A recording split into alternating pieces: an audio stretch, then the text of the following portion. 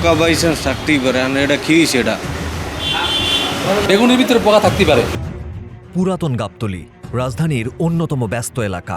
SP feeling স্টেশনের ঠিক বিপরীতে মিরপুরগামী সড়কের মুখে ক্যাফে আল মাসুদ হোটেল। আর 10 জন মানুষের মতো খেতে বসেই চোখে পড়ল ভয়াবহ দৃশ্য। অর্ডার করা খাবারের মধ্যে মিলল বড় এক পোকা। বেগুনের ভিতর থেকে এই যে পোকাটা দেখতে পাচ্ছেন, এই বিশাল বড় এক পোকা বেরিয়েছে। ঘটনার চরম নাটকীয়তা তখনও বাকি।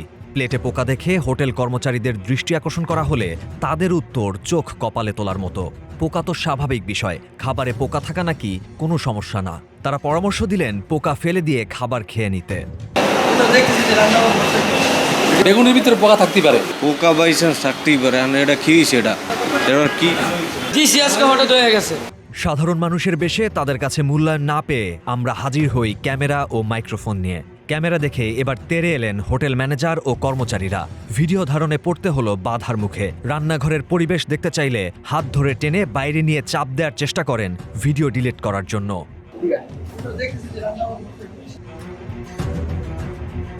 হোটেলের মালিক কোথায় জানতে চাইলে কর্মচারীরা জানালেন তিনি বাসায়, তবে তার সাথে যোগাযোগের জন্য কোনো নম্বর তারা দিতে পারবেন না। যেখানে মানুষ বিশ্বাস নিয়ে খেতে যায় সেখানে ভোক্তাদের এমন নোংরা আর অস্বাস্থ্যকর পরিবেশে তৈরি খাবার খাওয়ানো কি অপরাধ নয়? আর এমন নোংরা পরিবেশে খাবার ব্যবসা কিভাবে চলছে দিনের পর দিন? কর্তৃপক্ষের তদারকির ঘাটতি নাকি অন্য কোনো উপায়? সেটি এখন বড় প্রশ্ন। ইয়াসিন আরাফাতের তথ্যচিত্রে মাহফুজা রেফিন, গ্রিন টিভি ডিজিটাল।